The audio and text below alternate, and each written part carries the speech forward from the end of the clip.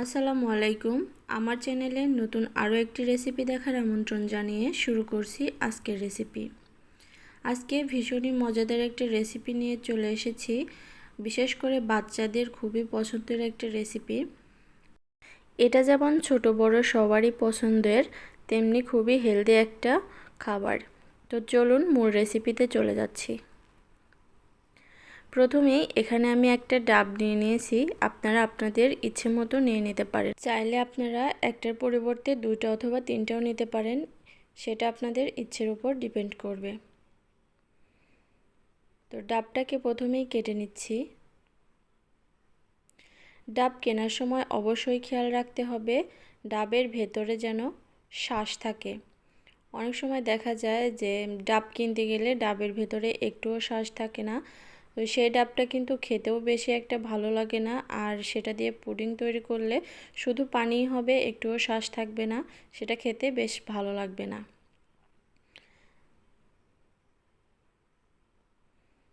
তো ডাব থেকে আমি পানিটা বের করে নিচ্ছি।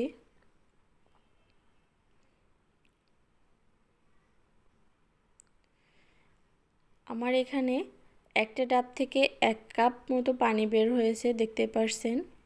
আপনাদের কম বা বেশি হতে পারে। তো এখন ডাবটার শ্বাস বের করে নিব। দেখুন আমার ডাবের শ্বাস কিন্তু একেবারে পাতলাও না, আবার একেবারে মোটাও না। এটা দেখেই আপনারা ডাবটা নির্বাচন করবেন। শ্বাসগুলো একটা চামচের সাহায্যে তুলে নিলাম, আর এগুলো এখন আমি পাতলা পাতলা করে কেটে নিব। আর এখন এখানে পানিটা একটু ছেঁকে নিচ্ছি। এর মধ্যে দিয়ে দিচ্ছি আগার আগার পাউডার, প্রায় 1.5 চা চামচের মতো। যেহেতু 1 কাপ, তো 1.5 চা চামচই যথেষ্ট। সামান্য একটু লবণ দিয়ে দিলাম। তো এখন এটাকে ফুটিয়ে নিতে হবে। দিয়ে দিচ্ছি 1 টেবিল চামচ চিনি।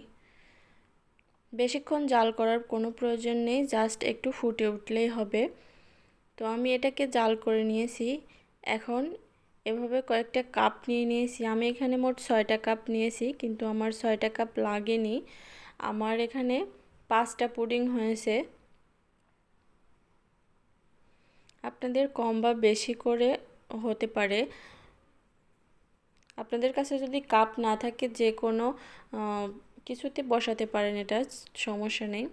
আর যে ডাবগুলো পাতলা করে কেটে রেখেছিলাম সেগুলো এখন এর মধ্যে দিয়ে দিচ্ছি।